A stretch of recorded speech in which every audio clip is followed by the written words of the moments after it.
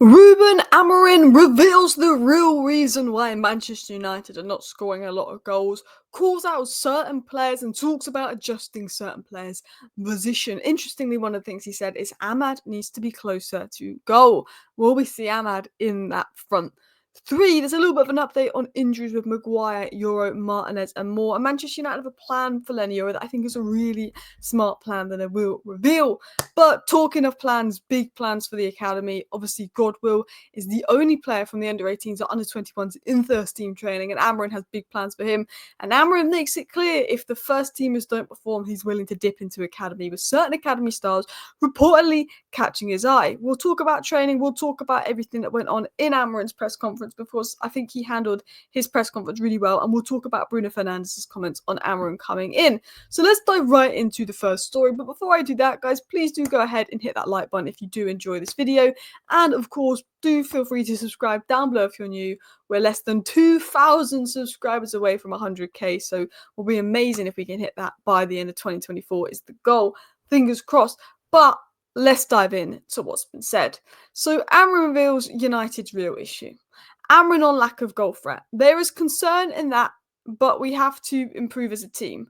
We control possession, but we were not dangerous. We will try and improve as a team. We need to improve as a team. We can score more goals. Now, if you break down the Ipswich game, and if you look at the Ipswich game, we had a lot of possession. We were okay, but we were never dangerous. We were never a goal threat. The two most dangerous attacks was the one that we scored in the second minute and one near the end when Ahmad got the ball and drove. In fact, Ahmad was the only one really making anything happen. And Amorim is right.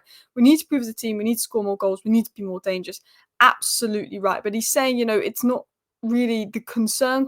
He's talking about more improving as a team, because I think the better our build-up becomes, the better our midfield play comes, the more chances we'll create and the more goals we'll score, I think is what Amorim's saying, and I agree.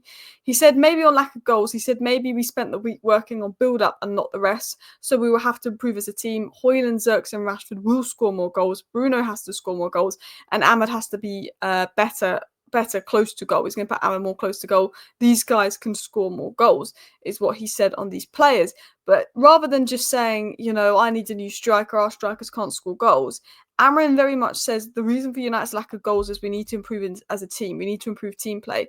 At the end of the day, we could spend big money on a striker, but if we don't improve team play, that striker is going to be living off scraps. And they could do a better job than Rashford, Højlund or Zirkzee, but that striker is still going to be living off scraps and very limited service. Amorim then is asked specifically about Rashford. He says, we will try help him in that position. Lone striker is not the best one for him. He was fighting two giants. We have to find the best solution for him.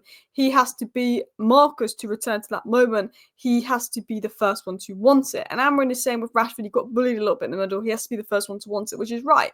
You know me, I like Rashford. I will always defend Rashford. But Amorim was right. He scored his goal. He didn't have much impact on the game after that. But personally, it wasn't Rashford's fault. He got no service. But if Rashford had the physicality of a Gyökeres or a Højlund, he'd be more suited to that role. And I think Amorim's realised that Rashford could play striker if needed, but he's probably not striker in the system because he lacks the physicality.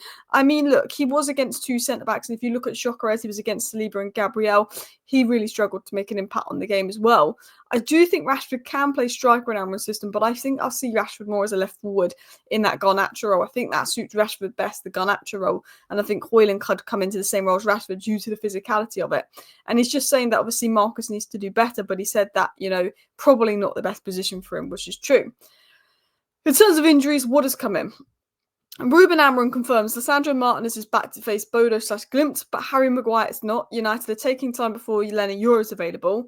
Amorim in more detail says Lisandro hasn't stopped playing football for too long, so he'll be ready. The situation with Maguire is different. We need both of them, but they're in a different situation. They're both in training, and Harry will be back soon. But because Harry Maguire's been out a little bit longer, Amorim is more cautious to bring him back, which is fair enough.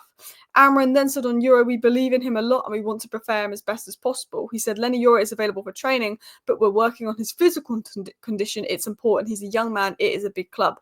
The first image is very important, so we will try and prepare him as best as possible because he's a great talent. We believe in him a lot. And I like this. Rather than rushing Leny Yoro back in, we played Mazraoui at right centre-back.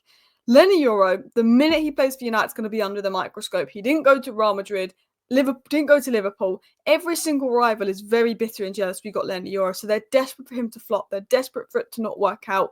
Arsenal fans, Liverpool fans, Real Madrid fans, they're desperate for it to go wrong. So even at 18, if his first game isn't the best, that is it. He's a flop. They're on him. And he might read that as an 18-year-old. His confidence might drop. His belief might drop because they will be on him. They will be on him. So when Leny Yoro, when he plays for United, he needs to have that good first game.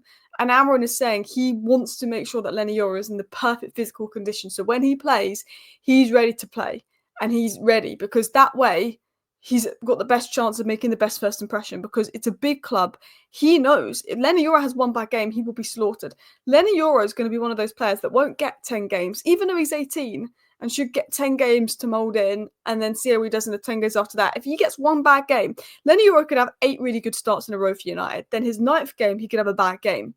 And that's all they're going to talk about. An 18-year-old has one bad game. So Amorim knows he's got to be careful with that because people are ready for Yoro. And that's the sad truth of it. Another centre-back that Amorim has taken a liking to, and I think Yoro is right centre-back. This guy is Yoro is the long-term central centre-back.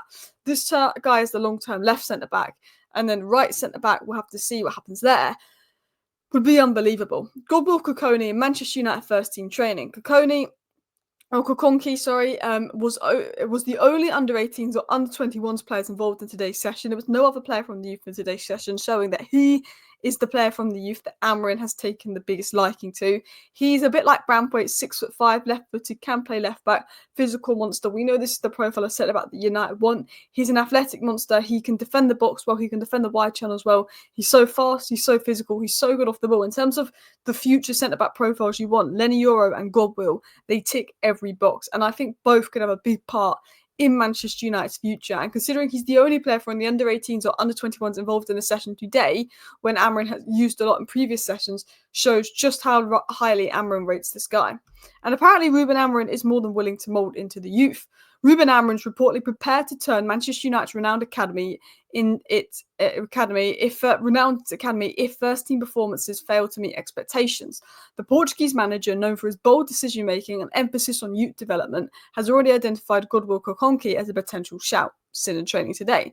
In addition, emerging talents such as Mantato, Obi Martin, Sekakone, Harry Amos and Shea Lacey are believed to be on Amorim's radar. These young prospects could see first team opportunities in the near future as Amorim seeks to infuse fresh energy and potential into the squad if the first team players don't meet expectation or if United don't perform. They're basically saying he could turn to the academy. He has a number of names in the academy he may turn to. Some I don't see him turning to this season at least.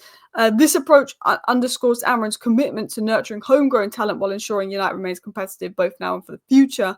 But he's more than willing to go into the youth. If the first team doesn't give him what he wants, he's the type of guy that will dive into the youth. Now, talking of first team, here are some images from first team training. Good to see everybody back in training ahead of the Boda/Sklimp game. And I will say that they're a better team than they're getting credit for. They've actually been quite good in the Europa League. Now, we should beat them. We're at home and we should beat them with a good performance. But I don't think the game's going to be easier than maybe as easy as some people might think tomorrow. Amorim then says we have to make changes. If a player plays, he can't train for 2 days. We will play. Some will play, others will train the next day. But Amorim may be suggesting there in the press conference there could be some changes ahead of tomorrow's game. And in tomorrow's video, we will do the lineup for this game. We will do a live stream where we talk about the rumoured lineup and potential and predicted lineups ahead of the game. We'll probably do that about 3-4 o'clock tomorrow because there will be changes. Maybe Anthony could get a minute. I don't know. He's not mentioned him. Maybe Højlund starts. Maybe Rashford's on the bench. Maybe Bruno starts deeper. Maybe Mount starts. There'll be changes. Maybe Maino comes back in. So, what has been said on Amorim? Bruno on if Amorim's system will benefit young players more. He said, I don't think age should be a problem, either older or younger. It's about carrying the most you can from the dynamics. As the manager has said, you don't need to overthink things. You just need to have a base and foundation. Really good answer from Bruno. It's not about what he's going to do for the younger players. It's about what he's going to do in general. Amorim's going to profile players correctly, play them in their best role and set up to get the best out of the players. And if you're young or old, you will benefit from that. Amorim was then asked if he could change formation. He says, I believe we can play in different systems. Sometimes we defended in a 4-4-2 versus Ipswich. We have to play in different systems because nowadays teams change the dynamic. I think our structure, the power of this structure is to change formation in each game. So we might set up in this 3-4-3, but we do change formation in elements of games because Delo can come in as the left back, Majrari can be the right back, Amma can then be a right midfielder. It can be a 4-4-2 at times. And he's absolutely right with that. Listen, people, I want to thank everybody for watching today's video. I will be back tomorrow morning with a news update, and I'll be back for a coverage of the Boda/Glimp game tomorrow as well, and a match reaction. So see you then. Let me know your thoughts in the comments. Bye.